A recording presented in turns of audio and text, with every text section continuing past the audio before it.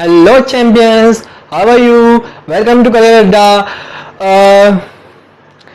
पिछले लेक्चर में मैंने आपको न्यू टॉपिक हमने स्टार्ट किया था force and laws of motion, है ना, जिसमें मैंने आपको बताया था what is force and force के इफेक्ट्स बताए थे, टाइप्स ऑफ फोर्स बताए थे, unbalanced force and balanced force, है ना, और लॉज ऑफ मोशन बताए थे।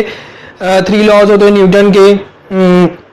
फर्स्ट लॉ में क्या होता है कि जो भी ऑब्जेक्ट अगर मोशन में है तो उसको जब तक हम फोर्स अप्लाई नहीं करेंगे तब तक वो रेस्ट में नहीं आएगा, तो रेस्ट में लाने के लिए उसको फोर्स अप्लाई करना पड़ता है। अगर रेस्ट में है तो मोशन में लाने के लिए फोर्स अप्लाई करना पड़ता है, that is called first law. Second law क्या होता है कि rate of change in momentum जो होता है डायरेक्टली प्रोपोर्शनल होता है किसके, फोर्स के। थर्ड लॉ क्या होता है कि every action has equal and opposite reaction. तो फर्स्ट लॉ जो मैंने बताया था यहाँ पे, फर्स्ट लॉ कि जब तक रेस्ट में है, रेस्ट टू मोशन में लाने के लिए हमको क्या करना पड़ेगा, फोर्स अप्लाई करना पड़ेगा, है ना, और मोशन से रेस्ट में लाने के लिए क्या करना पड़ेगा, अगेन हमको फोर्स अप्लाई करना पड़ेगा। तो ये जो टेंडेंसी है इसी को हम क्या बोलते हैं, फर्स्ट लॉ बोलते हैं। और फर्स्ट लॉ को हम क्या बोलते हैं, लॉ ऑफ इनर्शिया भी बोलते हैं। इसको हम और क्या बोलते हैं, law of inertia, law of inertia. अरे इनर्शिया सर, ये इनर्शिया क्या है? ओ न्यू वर्ड है ना आप लोग के लिए बच्चों, तो मैं बताता हूं आपको कि इनर्शिया क्या है। जो भी चीजें मैंने यहाँ पे फर्स्ट लॉ में बताई कि रेस्ट से मोशन में लाने के लिए फोर्स अप्लाई करना पड़ेगा और फोर्स से मोशन से रेस्ट में लाने के लिए फोर्स अप्लाई करना पड़ेगा, तो इस टेंडेंसी को ही हम क्या बोलते हैं, इनर्शिया बोलते हैं। तो इनर्शिया की डेफिनेशन आप बोल सकते हो कि it is a tendency to oppose the object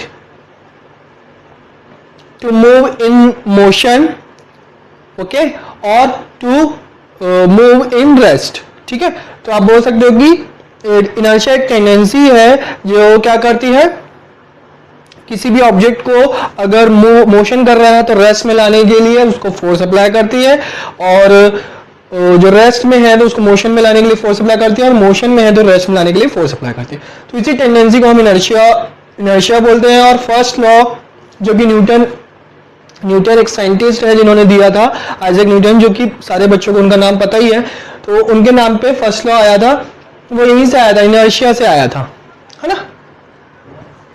तो इनर्शिया हमको पता चल गया क्या है। इनर्शिया जो होता है बच्चों वो डायरेक्टली प्रोपोर्शनल होता है मास से। तो किसी भी ऑब्जेक्ट का अगर हमको इनर्शिया पता कर रहे हैं तो हमको उसके लिए मास पता होना चाहिए, तभी हम उस ऑब्जेक्ट का क्या करते हैं, इनर्शिया पता चल जाता है कि कितनी, किसी भी ऑब्जेक्ट का इनर्शिया कितना होगा। तो डायरेक्टली प्रोपोर्शनल होता है, तो अगर मास क्या होगा, इंक्रीज होगा, तो इनर्शिया भी क्या होगा, इंक्रीज होगा। अगर मास डिक्रीज होगा तो इनर्शिया भी क्या होगा, डिक्रीज होगा। मतलब अगर जो हैवी ऑब्जेक्ट है, हैवी ऑब्जेक्ट जो है वो ज्यादा इनर्शिया, उसमें क्या होगा, ज्यादा इनर्शिया होगा, और जो क्या बोलना चाहिए, लाइटर ऑब्जेक्ट है ना, जो लाइटर ऑब्जेक्ट है उसका वो क्या होगा, उसका इनर्शिया कम होगा। ऑब्वियस ही बात है, अगर आपके पास पावर ज्यादा है, जैसे कि द ग्रेट खली और आप अपने आप को कंपेयर करेंगे तो द ग्रेट खली का इनर्शिया क्या होगा, ज्यादा होगा, क्योंकि उसका मास ज्यादा है, वो ज्यादा पावर से आपको फोर्स अप्लाई कर सकता है आपके ऊपर, आपको ज्यादा जोर से झापा मार सकता है ना, और आप उसको उतनी फोर्स से, उतनी इनर्शिया से उसको रिटर्न क्या कर सकते, थप्पड़ मार सकते हैं क्या, नहीं मार सकते, क्योंकि आपका मास कम है, तो इसलिए आपका इनर्शिया भी कम है। ओके चैंपियंस, तो ये मैंने एग्जांपल के तौर पर बताया था, आप सीरियसली मत ले लीजिएगा इसको, है ना। नेक्स्ट, तो इनर्शिया आप एक प्रकार से बोल सकते हैं कि फोर्स है ना, कि हम क्या कर रहे हैं, जो मोशन में है ऑब्जेक्ट उसको रेस्ट में लाने के लिए फोर्स अप्लाई कर रहे हैं, और जो रेस्ट में है उसको मोशन में लाने के लिए भी फोर्स अप्लाई कर रहे हैं, तो उसी टेंडेंसी को हम क्या बोलते हैं, इनर्शिया बोलते हैं। ओके, इनर्शिया तो समझ में आ गया बच्चों। अब ये जो है फर्स्ट लॉ जो है इसके, अब इनर्शिया के भी क्या होते हैं, 3 टाइप्स होते हैं, 3 टाइप्स ऑफ इनर्शिया। फर्स्ट होता है इनर्शिया ऑफ रेस्ट,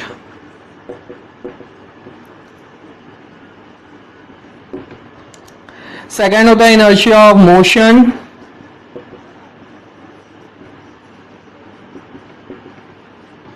और थर्ड होता है इनर्शिया ऑफ डायरेक्शन, है ना।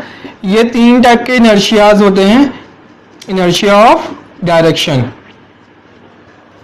तो नाम में ही छिपा, नाम से ही आपको समझ में आ रहा है कि जो इनर्शिया है वो किसका है, रेस्ट का है। मतलब कोई ऑब्जेक्ट अगर रेस्ट में है तो उसको मोशन में लाने के लिए हमको क्या करना पड़ेगा, इनर्शिया अप्लाई करना पड़ेगा, फोर्स अप्लाई करना पड़ेगा।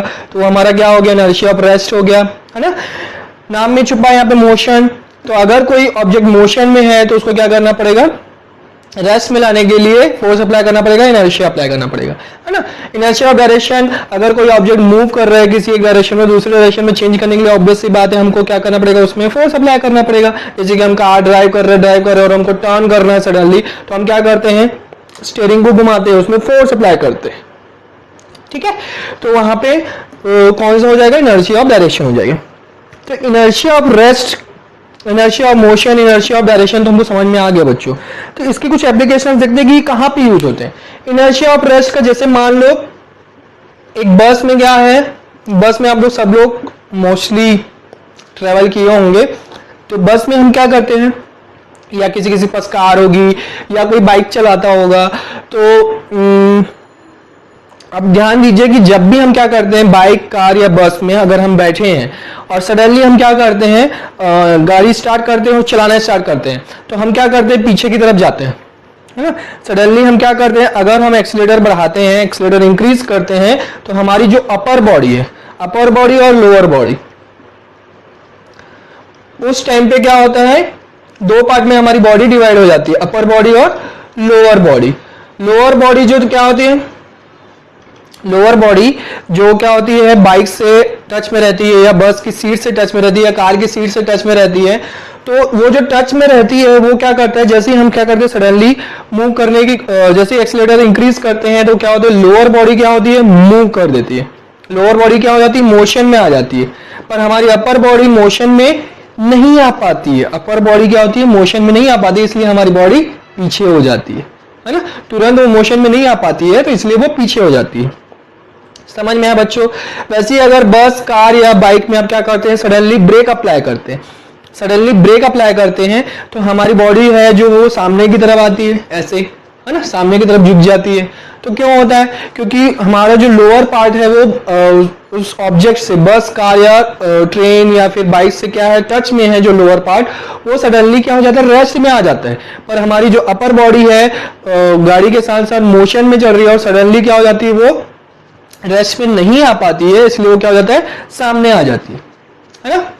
जैसे कि मैंने 2 चीजें बताई कि जब हम क्या करते हैं, ब्रेक अप्लाई करते हैं तो हमारी जो अपर बॉडी वो होती है वो क्या होती है, सामने आ जाती है ड्यू टू मोशन। क्योंकि लोअर बॉडी मोशन में है तो अपर बॉडी हमारी सडनली मोशन में नहीं आ पाती है, इसलिए वो क्या हो जाती है, सामने आ जाती है। सामने आ जाती है तो वो कौन सा है, इनर्शिया, इनर्शिया ऑफ मोशन के कारण है। क्योंकि कोई भी बॉडी अगर मोशन में है तो उसको ऑब्जेक्ट में लाने के लिए क्या करना, रेस्ट में लाने के लिए क्या करना पड़ेगा, उसको हमको फोर्स अप्लाई करना पड़ेगा। तो इनर्शिया ऑफ मोशन, समझ में आया बच्चों। अब अगर मैं क्या करूं, सडनली स्टार्ट करता हूं गाड़ी को, तो हमारी बॉडी जो है पीछे की तरफ जाती है, बैकवर्ड साइड में चले जाती है। तो उस केस में क्या होगा, इनर्शिया ऑफ रेस्ट होगा, क्योंकि हमारी बॉडी क्या है, रेस्ट में है पहले, तो सडनली मोशन में नहीं आ पाती, इसलिए पीछे हो जाती। तो ये 2 केसेस हैं जो कि एग्जांपल्स आपसे एग्जाम्स में क्वेश्चन पूछे जाते हैं कि बस को सडनली स्टार्ट करने से हमारी बॉडी जो है वो बैकवर्ड डायरेक्शन में क्यों जाती है। तो आप बोल सकते हैं कि इनर्शिया ऑफ रेस्ट के कारण, क्योंकि हमारी लोअर बॉडी जो रहती है बस के साथ टच में रहती है तो वो मोशन में तो आ जाती है, पर हमारी अपर बॉडी सडनली मोशन में नहीं आ पाती, इनर्शिया ऑफ रेस्ट के कारण, इसलिए हमारी अपर बॉडी क्या हो जाती है, बैकवर्ड डायरेक्शन में चली जाती है। सेकेंड केस ये पूछता है कि बस अगर सडनली ब्रेक लगाते हैं बस ड्राइवर, तो क्या होता है कि हमारी बॉडी सडनली क्या हो जाती है, सामने आ जाती है ना। तो सामने क्यों आ जाती है, क्योंकि जो हमारी बॉडी का जो लोअर पार्ट है वो क्या होता है, बॉडी में बस के टच रहने के कारण वो क्या होता है, सडनली रेस्ट पे आ जाता है, पर हमारी अपर बॉडी सडनली रेस्ट पे नहीं आ पाती है ड्यू टू इनर्शिया मोशन, इसलिए वो सामने झुक जाती है। अब थर्ड है बच्चों, इनर्शिया ऑफ डायरेक्शन। तो इनर्शिया ऑफ डायरेक्शन में आप देखे होंगे, जब भी हम क्या करते हैं, अगर कार को राइट टर्न लेते हैं तो हमारी बॉडी क्या होती है, लेफ्ट टर्न चले जाती है, और अगर लेफ्ट टर्न लेते हैं तो हमारी बॉडी राइट टर्न चले जाती है ना बच्चों। तो ये क्या होता है, ये भी इनर्शिया ऑफ डायरेक्शन के कारण होता है। अब समझ में आ गया होगा कि inertia of rest, inertia of motion and inertia of direction क्या है। तो इनर्शिया ऑफ डायरेक्शन के कारण क्या होता है, हमारे लोअर बॉडी और अपर बॉडी का केस है। बस ये दो 2 पॉइंट्स आप याद रखिए, अपर बॉडी और लोअर बॉडी, तो इनके जितने भी रिलेटेड क्वेश्चन है आपसे बन जाएंगे। ओके चैंपियंस, क्लियर है? तो अगर आपको कोई डाउट है तो आप हमको कमेंट कर सकते हैं। Okay bye bye, see you in the next lecture.